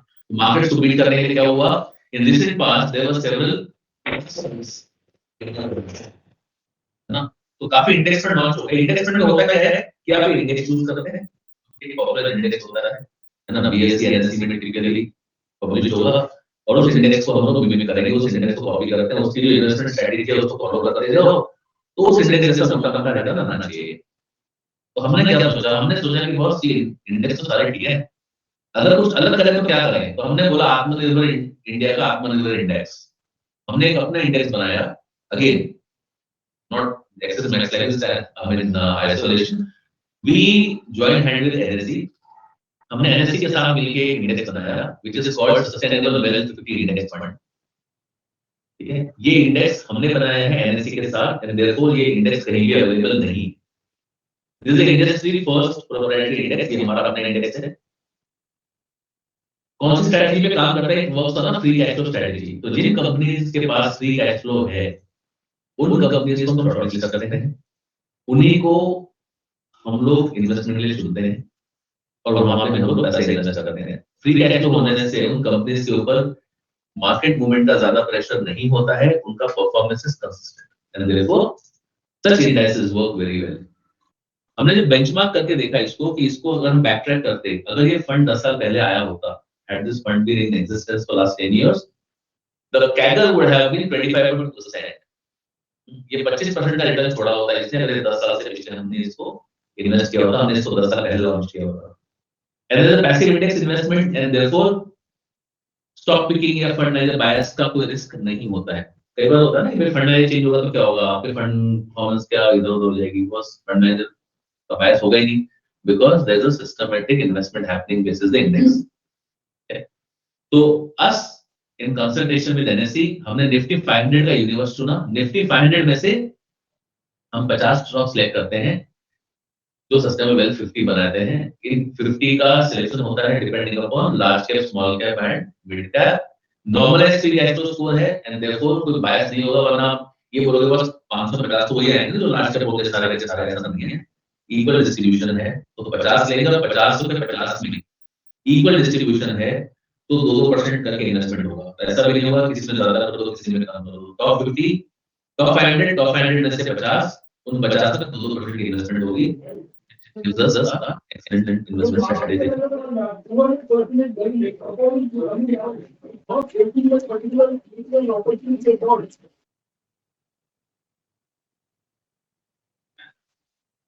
अब इसको थोड़ा सा हिस्ट्री देख लेते हैं कि अगर इसको हम कंपेयर करें with other funds, some of the popular indexes, Nifty 50 1 year, 3 year, 5 year, 10 year, this is the kind of performance it was.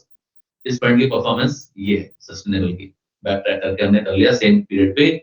तो Nifty 50, Nifty mid cap 150, Nifty small cap, Nifty 500, Nifty 500 equal weighted, इन सभी से ये better performance इसकी निकल के आती है। So that's how this fund performances. One question here, this index fund is available with all our ULIPs? No, this will be available only with Star ULIP to start with. Yeah. Exclusive offering only for Star. ठीक है। Another thing was about the fund performance. ठीक है, तो fund performance में कई बार लोग पूछते हैं फंड परफॉर्मेंस हम लोग why we are saying high performing funds, because ये पेज कितने लोगों ने नहीं देखा होगा, कितने लोगों ने देखा होगा, इधर रेज करना answer question. Go to Max Life website, Max Life की वेबसाइट पे फंड फैक्ट शीट पे जाइए, फंड फैक्ट शीट आपको नजर आएगी, हर महीने अपडेट होती है and you can find the morning star rating along with 1 year, 2 year, 3 year, 5 year and since inception returns. अगर आप देखेंगे हमने कंसिस्टेंटली 1 साल, 2 साल, 3 साल, 5 साल ऐसे इंसेप्शन पे बेंचमार्क को बीट किया। बेंचमार्क मतलब 10.58 नंबर वाला 15.8, benchmark at 27, fund performance 30, benchmark 23, 26, 34, 43, 23, 36. So this was high growth fund, ठीक है, which is our best performing fund. Growth fund जाएंगे, the stories are getting different. 10, 12, 14, 16, 10, 13, 14, 18. Wherever you go,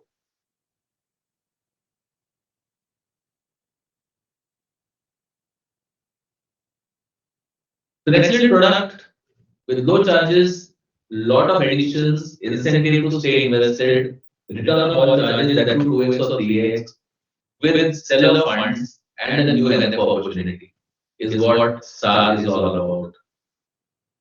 Actually, it would be a right time to invest in the fund right now because जो एक सबसे बड़ा factor आता था कि FIIs are now moving out of the whole investment that they have done in the country. So हम since we are investing in organizations which are actually cash rich, which means they have good profit.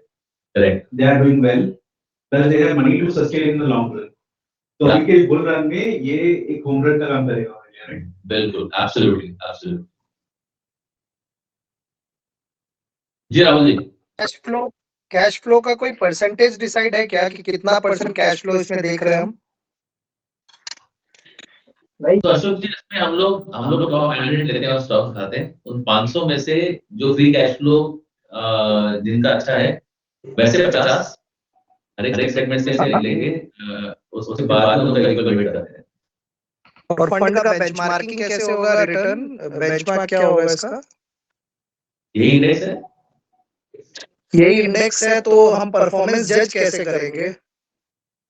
Sir इसका benchmarking हुआ Nifty 500 से, जो इसका benchmark index रहेगा। और इसमें एक फ्री कैश फ्लो स्कोर निकल के आता है basis the cash flow select on all the 500 operations. और मल्टी कैप में कोई परसेंटेज डिसाइड नहीं होगा कि कैश फ्लो में से लार्ज कैप कंपनीज में कैश फ्लो अगर ज्यादा है और स्मॉल कैप में कैश फ्लो कम है तो fund will be more biased towards large cap and mid cap, ये कोई परसेंटेज कहीं लिखा होगा कुछ कि पूरे यूनिवर्स?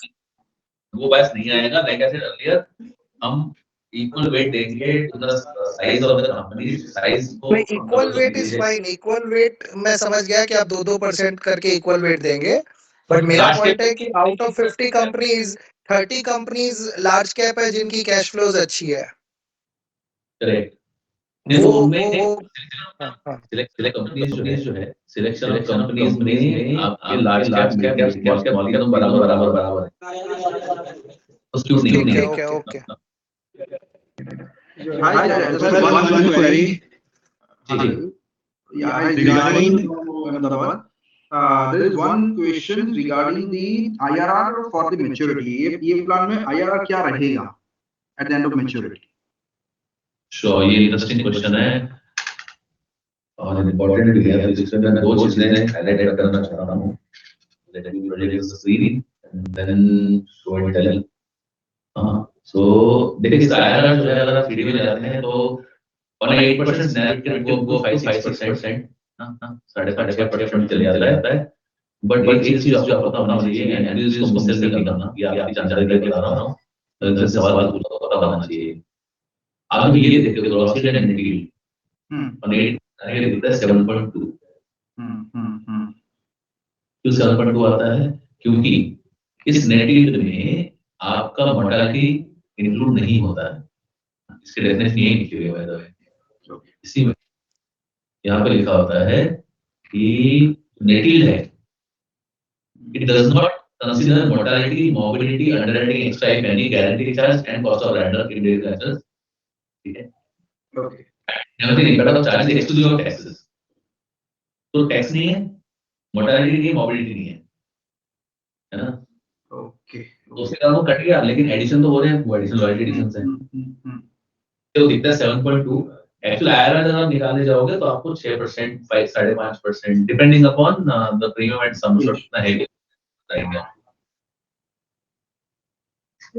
ओके, फाइन, ठीक है, थैंक यू। सर मेरा एक सवाल था। हेलो सर, मेरा एक सवाल था जी। ये जो 15 साल का पीपीटी है, मान के चलिए 10 लाख रुपए प्रीमियम पे कर रहे हैं, 15 साल का पीपीटी है। 10th ईयर में क्रिटिकल इलनेस लिस्टेड अगर मान के चलिए क्लाइंट हो जाती है तो ऐसे तो जो है वो इमीडिएट पे कर दिया जाएगा। और जैसे आपने बताया कि राइडर प्रीमियम क्रिटिकल इलनेस समझ में नहीं है बस, क्रिटिकल इलनेस सिर्फ फंडिंग ऑफ प्रीमियम है। अच्छा, ओके। तो फिर जो बेस प्रीमियम है, आपने जैसे बताया कि सिर्फ ये क्या कहते हैं राइडर का जो प्रीमियम है वो पे करना पड़ेगा क्लाइंट को, रिमेनिंग पीपीटी, राइट? और जो बेस प्रीमियम है वो वेव ऑफ हो जाएगा, करेक्ट? वो हो जाएगा, उसका 3x फंडिंग भी होगी। हाँ, 3x फंडिंग नहीं होगी, लेकिन ये बेस प्रीमियम वेव ऑफ होगा। ये राइडर के वर्डिंग्स में लिखा होगा, प्रोस्पेक्ट में। राइडर का प्रीमियम वेव नहीं हो रहा है, बेस पॉलिसी का प्रीमियम वेव हो रहा है और उसकी प्रीमियम फंडिंग भी हो रही है 3x। ये इसी इलस्ट्रेशन में पॉइंट नंबर 8 होगा जो आप देखेंगे। जैसे लिखे जाते हैं वहां पे ये वाला, upon death or covered CI or dismemberment of life insured, company will fund 3 times of all future premiums as and when due. Okay, समझ गया, ठीक है। चिन्मय, एक क्वेरी है मेरी। मैंने एक बीआई बनाया है 46 की एज पे एंड ये विदाउट 3D वाले ऑप्शन में है, लाइफ सिक्योर वेरिएंट वेल्थ वाला, राइट? इसमें मैंने 1 करोड़ का सम एश्योर्ड लिया है और इसमें जो बेस प्रीमियम आ रहा है विदाउट टैक्स जो बीआई के अंदर होता है वो 1,13,000 रुपए आ रहा है, 139,24 सो, राइट? अब इसमें मैं फंड वैल्यू देख रहा हूँ 8% वाला। अब इसमें मैं फंड, और ये मैंने 85 की एज तक लिया है, 46 का मेरा क्लाइंट है और दैट मींस 39 ईयर का पीपीटी पॉलिसी टर्म है इसमें। M I audible? 46 की एज पे आपने लिया है? हाँ, 46 की एज पे मैंने लिया है। हाँ, 3D हटा दीजिए, लाइफ सिक्योर, यस, 1 करोड़ कर दीजिए इसे। हाँ, ठीक है, वेल्थ कर दीजिए। हाँ, और premium paying term 12 and policy term 39, right? कुछ भी कर दीजिए, 100% कर दीजिए किसी फंड में। हाँ, इसका हम सीधा BI पे चलते हैं, रनिंग शीट पे। हाँ अब इस पे हम कॉलम नंबर 13 जो फंड वैल्यू का है ये देखते हैं ना। अब ये आप देखिए कि हाँ, और नीचे लेके जाते हैं हम 30th ईयर पे आ जाइए आप।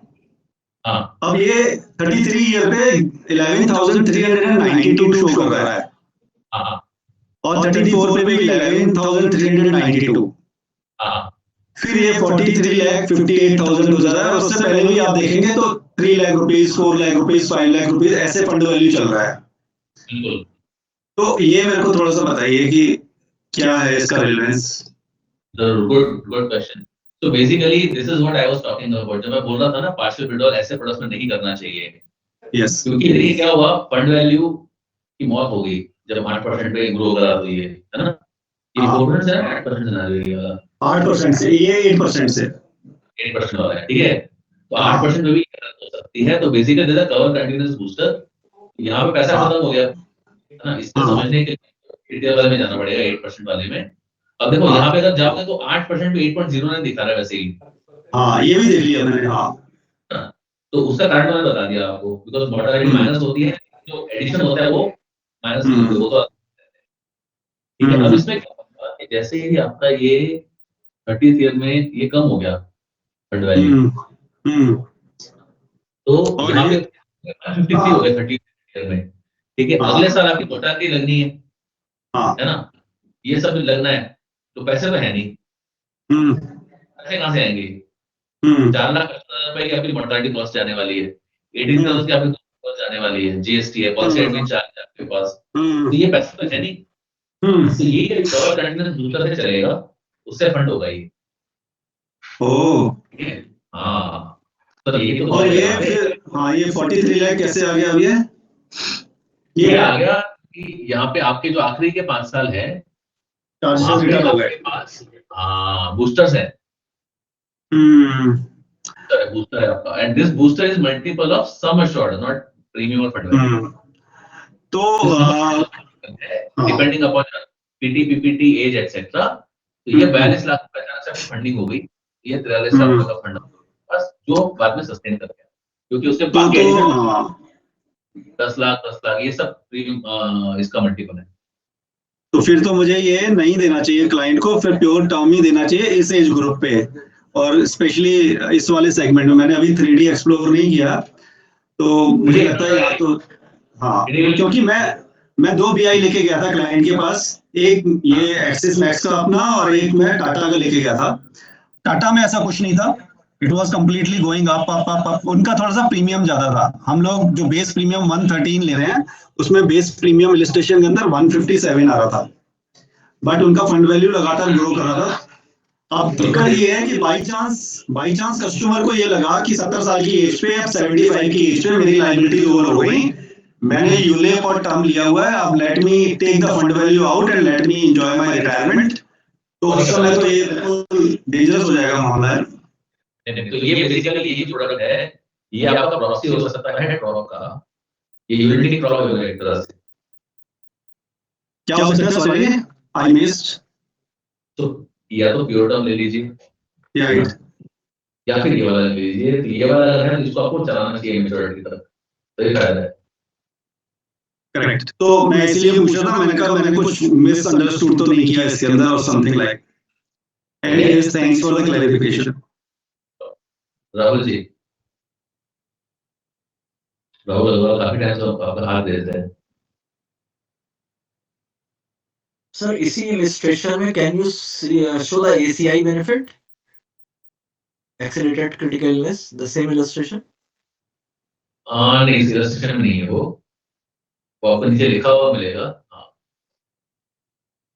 पॉइंट नंबर 8 जो है वो उसमें वही लिखा हुआ है कि CI अगर हो जाती है तो फंडिंग का प्रीमियम हो जाएगा आपका। सर इसमें इनकम कितना चाहिए मिनिमम? जी इसमें मिनिमम इनकम 5 लाख। 5 लाख ना? So ACI में how many diseases we are covering? It is different from CI, no? Critical illness rider. 11 illness cover करता है। Same.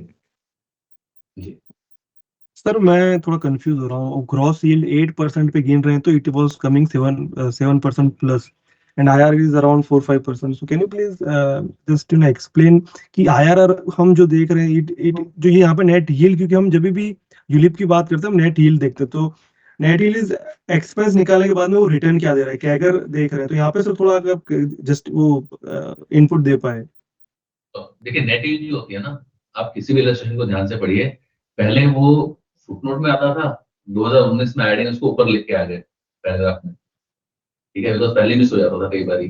तो 2010 से जब से उन्होंने डाला नेट यील्ड, तब से उसकी डेफिनेशन सेम है कि नेट यील्ड कंप्यूटेशन में आपकी मोर्टेलिटी काउंट नहीं होनी चाहिए, मॉर्बिडिटी काउंट नहीं होनी चाहिए, आपका टैक्सेस काउंट नहीं करेंगे, अंडरराइटिंग एक्स्ट्रा तो वो काउंट नहीं होगा। और इसलिए अगर ये तो लॉयल्टी एडिशन वाला है जो उसमें मोर्टेलिटी चार्ज रिटर्न कर रहे हैं वगैरह वगैरह, अगर आप नॉर्मल सा कोई पॉलिसी देखेंगे, ठीक है, तो आपकी नेट यील्ड जो है वो एज के हिसाब से चेंज नहीं होती। उसका कारण यही होता है बिकॉज मोर्टेलिटी काउंट नहीं होती, मॉर्बिडिटी काउंट नहीं होती, एज पे तो वही डिपेंड करता है ना। लेकिन आप लॉयल्टी एडिशन दे रहे हो भर के, which are basically actual return of charges, वो ऐड हो रहे हैं, तो आपने काटा वो गिना नहीं, जो ऐड हो रहा है उसको गिन रहे हो। तो इसलिए फिर वो कभी 8% पे 8 से ऊपर भी चली जाती है, जैसे अभी हमने वो इलस्ट्रेशन देखी ना लाइफ वाली 8% 8.09 जा रही है उसकी नेगेटिव में। तो सर मैं वही पूछ रहा था कि हम फिर IRR भी यहाँ पे कंपेयर कर रहे हैं दूसरी कंपनी के साथ, तो हमें नेट यील्ड ही कंपेयर करनी चाहिए। अगर मैं देख रहा हूँ तो I think is it something return I am getting? तो वाला नहीं बदल पा रहा, जस्ट वन सेकंड प्लीज। या please sir. So basically net yield जो है, net yield gives you an indication of how it will work if there was no mortality.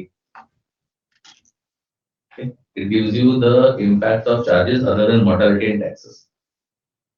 But actually जो real life में कस्टमर को compare करना चाहिए, वो compare करना चाहिए मेच्योरिटी वैल्यू, क्योंकि नेट यील्ड जो है ना वो अगेन वाई वॉश है टाइप से एक तरह से। अगर हिंदुस्तान में टैक्सेशन नहीं होता तो क्या होगा भाई, पर टैक्सेशन है, मोर्टेलिटी लगेगी। Right sir. तो कंपेयर करना चाहिए मैच्योरिटी फंड वैल्यू को कि मैं इतने पैसे दे रहा हूँ, मैच्योरिटी पे कितने मिल रहे हैं मुझे, अगर वो मेरे को बेटर मिल रही है डील तो मुझे प्रोडक्ट लेना चाहिए। सो IRR would be a better option, और या IRR को ही देखना चाहिए मैं अगर कंपेयर भी कर रहे हैं तो। IRR में क्या होता है, IRR के लिए आपको एक्सेल शीट की जरूरत पड़ेगी, है ना। यहाँ आपने सिंपल सा निकाला, इलस्ट्रेशन निकाला कि इतना सम एश्योर्ड, इतना प्रीमियम, मैच्योरिटी वैल्यू ये बन रही है, सिंपल है लाइफ, कस्टमर को भी समझने में इजी है ना। या thank you sir, thank you.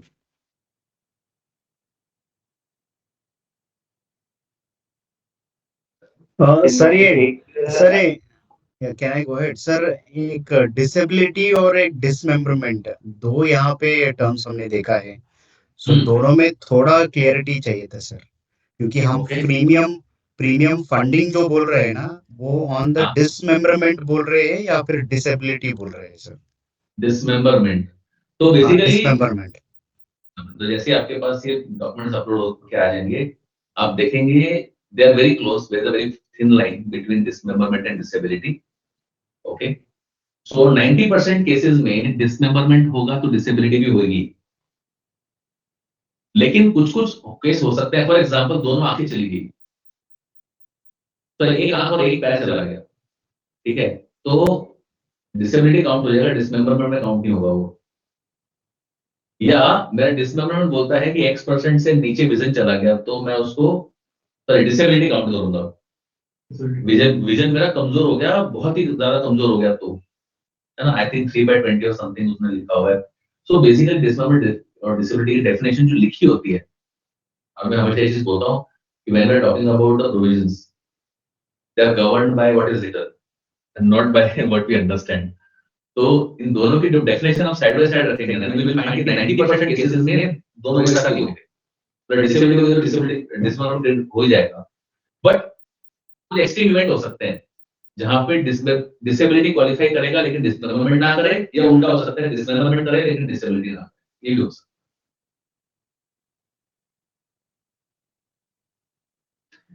Perfect sir, thank you. IMF जी, आपको हाथ रेज है काफी टाइम से। Yes, sir. Yes. Thank you for the opportunity, sir. Basically, I have few questions. First question is the NAV. What will be the NAV?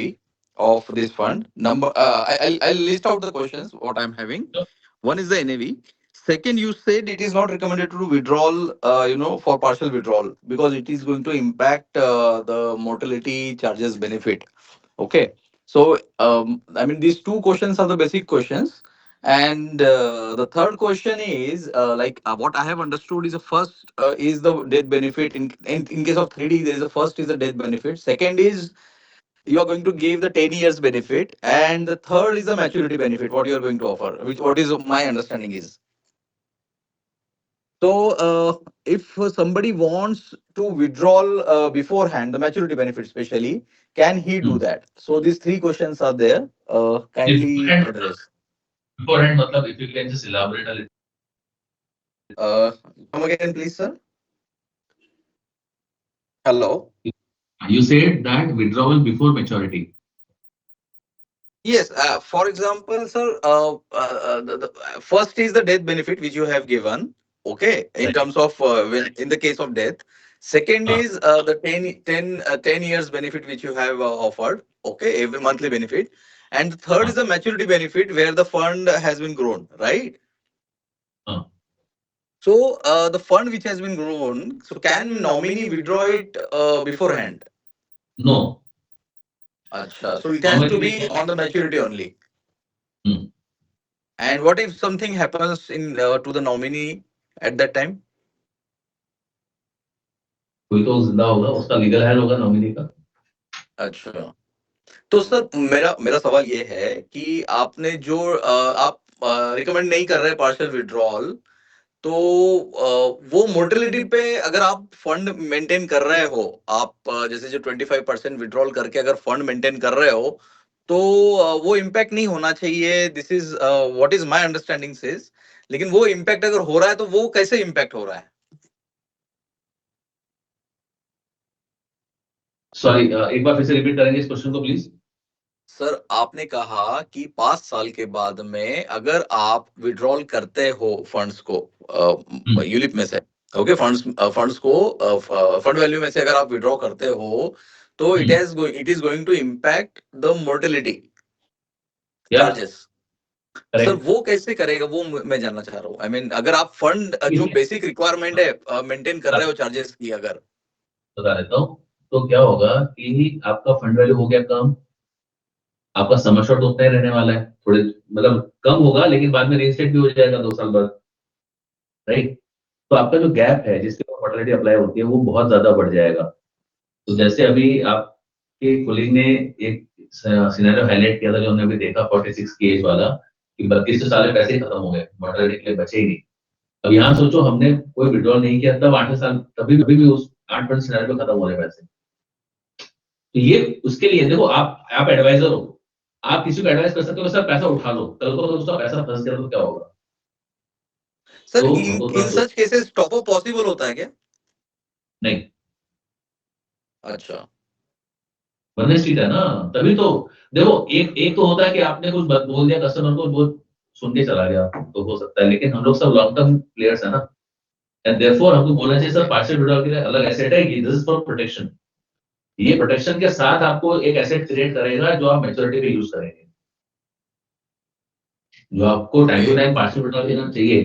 तो बस देखो, partial withdrawal किसी को करना पड़ता है ना यूलिप में, तो मुझे लगता है कि उसको ओवरसेल किया गया है, उसकी कैपेसिटी ज्यादा पैसे दे दिए मांग लिए उससे, वरना टिपिकली उसको पार्शियल विड्रॉल की जरूरत नहीं पड़नी चाहिए, एक्सेप्ट एन इमरजेंसी, जहां पे इमरजेंसी कोई कॉस्ट नहीं होती है. अभी तो आज पर्सनल लोन चलते हैं 15-16 रिटर्न. सर, लेकिन हम अगर 25% की अगर बात कर रहे हैं फंड परफॉर्मेंस की, तो आप कर लो विड्रॉ, आप कर लो सर, आप कर लो, कस्टमर का पैसा खत्म हो जाएगा, मैं इसलिए आपको चेतावनी दे रहा हूँ.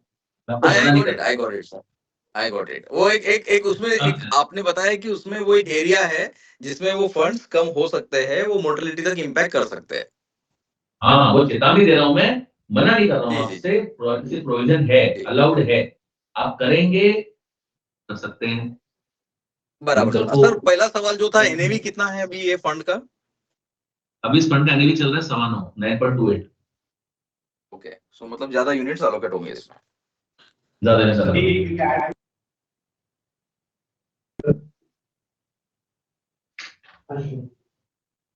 Chinmay, hi, this is Ashish. Chinmay, my question is, what is the permissible limit for withdrawal of the fund? Like how much we can withdraw? Master already 25%, but not recommended because the fund can deplete. Partial withdrawal allowed है as per rules. 25% तक जा सकता है, but recommended नहीं. Okay. So one can go both for इसकी story should be all around protection and creating a wealth towards maturity, not towards withdrawal. Partial withdrawal should not be the selling pitch. Otherwise, customer का नुकसान करेंगे. Exactly. I understand this point. One question is that one can go with both the withdrawals, like the smart withdrawal as well as the partial withdrawal. One can go for only the partial withdrawal. दोनों कर सकते हैं. दोनों कर सकते आप partial withdrawal छोड़ नहीं रहे हैं, तो आपको उसको pitch करना का मन तो नहीं कर रहा है. partial withdrawal pitch मत करिएगा please. customer मरेगा यार, तो पैसा खत्म हो जाएगा. Exactly. ठीक है, thank you. तो एक स्लाइड में इट वाज है कि अगर हम जो नॉर्मल ट्रेडिशनल टर्म प्लान और इसकी कॉस्ट कंपेयर करें percentage wise how much expensive it is, मतलब अगर हम वैसे देखें बेनिफिट अपार्ट हम बात कर रहे हैं एज अ प्रीमियम कॉस्ट. सवाल को थोड़ा एलाबोरेट करना पड़ेगा, तो समझ में नहीं आता. सॉरी, मैं बात कर रहा हूँ कि अगर मैं 2 करोड़ का टर्म प्लान ले रहा हूँ एट द एज ऑफ 45 या अबव 40 और मैं एक स्मार्ट प्लान पेश कर रहा हूँ किसी को, तो दोनों के प्रीमियम में अगर वो कॉस्ट इफेक्टिवनेस देखे तो should we give him this plan or not? तो ये टर्म का प्रॉक्सी नहीं हो सकता. This can be a proxy to your drop. तो टर्म रिटर्न ऑफ प्रीमियम जो होता है आपके पास, उसका प्रॉक्सी हो सकता है. वहां पे आप इसको पिच कर सकते हो, बिकॉज वहां पे आपको प्रीमियम जो दे रहे हैं मार्केट रिटर्न मिलेंगे, जबकि आरओपी में ड्रॉप में आपको सिर्फ आरओपी मिलता है. जहाँ पे रिटर्न ऑफ प्रीमियम के कस्टमर्स हैं, we should focus on selling this product to them. या yielding ROP basically. Sir, in one slide, it was written loyalty addition up to 11 point some percentage. So it is like कि वो बढ़ता रहता है loyalty additions. वो एक बार थोड़ा brief कर पाए आप? So basically loyalty additions और wealth boosters दो हैं. Loyalty addition is percentage of sum assured जो आपका kick in होगा लास्ट में जाके every 5 years आता है 20th year से, और लास्ट के 5 साल में आपके wealth boosters भी. ये दोनों चीजें हैं. I'll just display that slide once again. एक बार स्लाइड डिस्प्ले कर देता हूँ so that everyone will see this.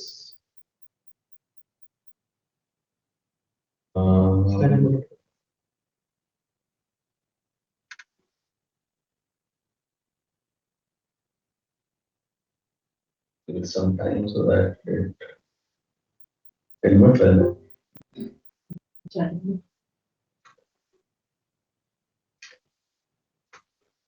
हाँ जी, 11 years of base sum assured, ये लास्ट के 5 साल में आता है आपके.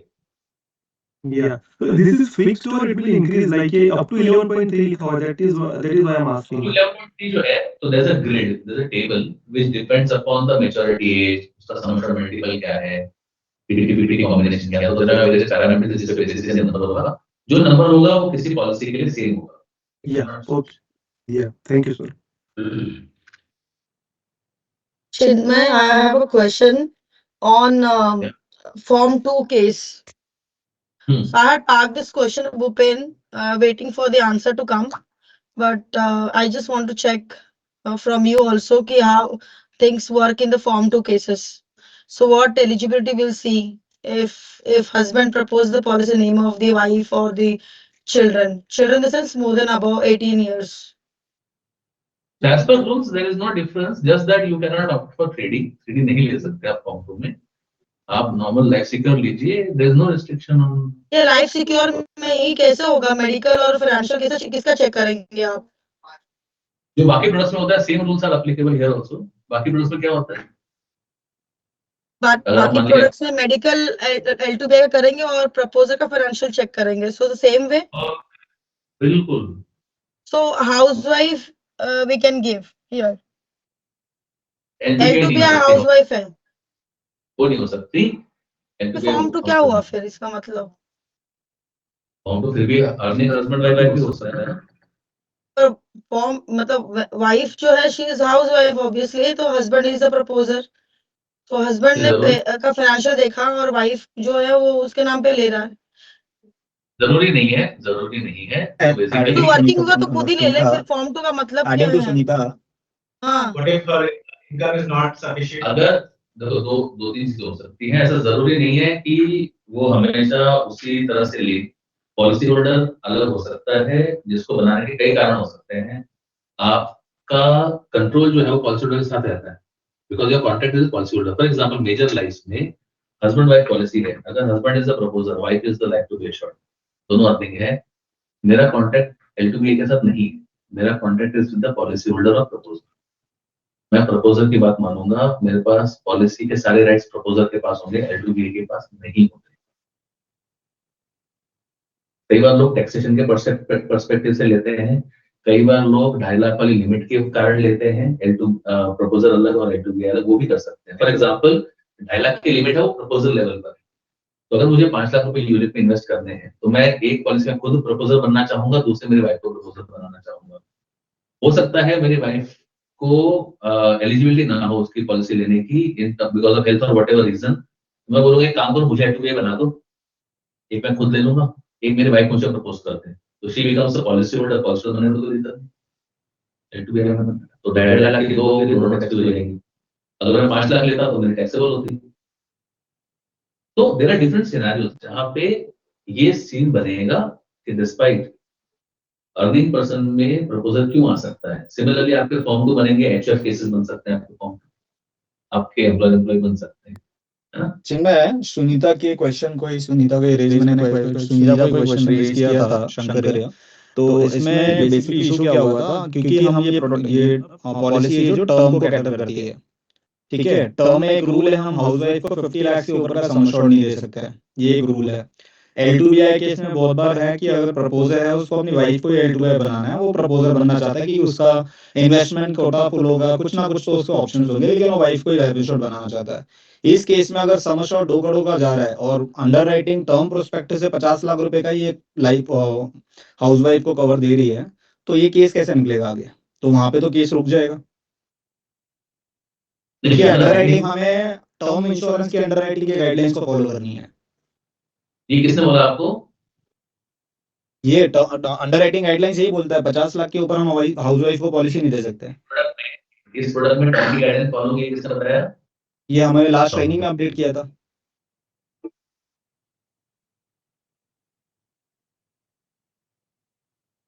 जस्ट होल्ड करिएगा एक सेकंड।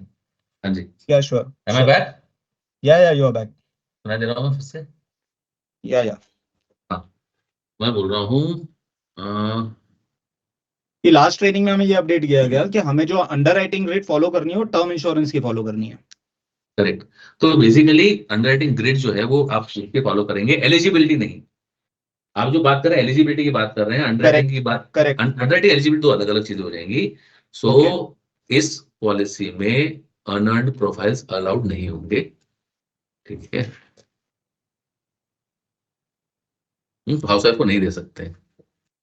सो 12th पास हो, इनकम 5 लाख से ऊपर हो तभी मिलेगा। That is the basic eligibility जी।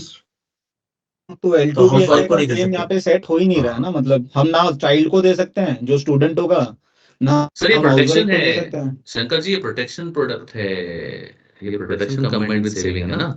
अगर आपको वैसा वाला करना है तो PWP यूज कर लीजिए, FOB यूज कर लीजिए, है ना। स्वैग है आपके पास, SWP है, स्वैग पार है। There are so many products which are savings.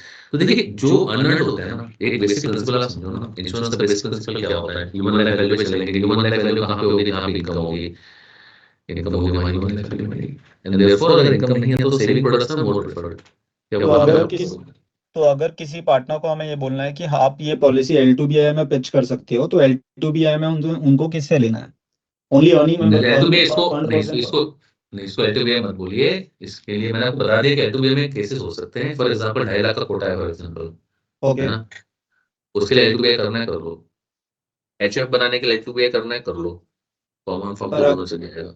पर अगर बट मैं हाउसवाइफ है, उसकी 2.5 लाख इनकम नहीं है, इसलिए मैं L2BI तो वो नहीं हो सकता, बिकॉज वो एलिजिबिलिटी में नहीं बैठेगा आपके। नहीं नहीं, फॉर एग्जांपल एक फैमिली में मैं 2.5 लाख की 4 पॉलिसी दे रहा हूँ, बिल्कुल कर अर्निंग लीजिए। मेंबर एक ही है, तो भी वो चल जाएगा। 2.5 लाख रुपए हमने हम्म। हाउस वाइफ पे बता दिया, 2.5 लाख रुपए हमने शंकर 2.5 शंकर लाख। शंकर शंकर मैं फिर से रिपीट कर रहा हूँ, L2BI की इनकम 5 लाख होनी चाहिए। अच्छा, होनी ही चाहिए, ठीक है, गॉट इट। तो L2BI की फिर इनकम होनी चाहिए, प्रपोजल आप ओके किसको बनाते हो उससे फर्क नहीं पड़ेगा। ओके, मींस इनकम प्रोफाइल होनी चाहिए एंड ऑफ द डे। जी, अर्निंग प्रोफाइल ओके होना चाहिए, ठीक अर्निंग है, होना चाहिए ना। Okay, thank you. Ajay Ritu ji, आपका भी हैंड रेज्ड है। I think last few questions because there is another call which is waiting us. 6 बजे कर देता ना वाला। शिफ्टिंग है, कितने बजे का है? आपको याद है बैठ 5:30 का था। मेरे पास नहीं है इनवाइट। सर इसमें कमीशन कितना है पार्टनर को वो नहीं बताया मेरे को। वो मेरे लिए आउट ऑफ सिलेबस है, वो I will leave that for Rajiv to come back on that. Sir but आप ये निराश नहीं होंगे, इतना बोल देता हूँ मैं, ठीक है। Term booster with accelerated terminal illness है, so this terminal illness is where doctor are certifying that person will die in some duration, same 6 months, yes. Yes, yes, yes. okay। Sir ये जो लिखा है ना स्टार 3D लाइफ में, वहाँ पे ये लिखा हुआ है कि जैसे इन केस ऑफ डेथ तो जो है पहले plus term booster rider sum assured if any, तो आई थिंक ये तो सब में टर्म बूस्टर राइडर तो रहेगा ही, तो भाई इफ एनी वो लिखा हुआ है, वो अगर ये रिफाइन इसलिए लिखा हुआ है बिकॉज देखो ये पीछे एल्गोरिथम चल रहा है, आप खुद सिलेक्ट नहीं करने वाले। आप प्रीमियम एंटर करोगे, कोई सिनेरियो ऐसा निकल गया जहाँ पे उसने बोला कि टर्म बूस्टर की जरूरत नहीं है, यहाँ पे बेस से पूरा दे दूंगा, फिर आप बोलोगे ये टर्म लिखा हुआ है तो नहीं, इसलिए इफ एनी लिख दिया तो कहना सेफ से, अगर होगा तो होगा, नहीं होगा तो नहीं होगा। ओके सर, ओके, मतलब होगा ही ना, मतलब आई डोंट थिंक कि ऐसा मोस्टली होगा। होगा, 90% केसेस में होगा, ये 95% केसेस में होगा। थोड़े थोड़े एक्सट्रीम सिनेरियोज हैं जहाँ पे जरूरत नहीं पड़ेगी उसकी। Thank you sir. गुड।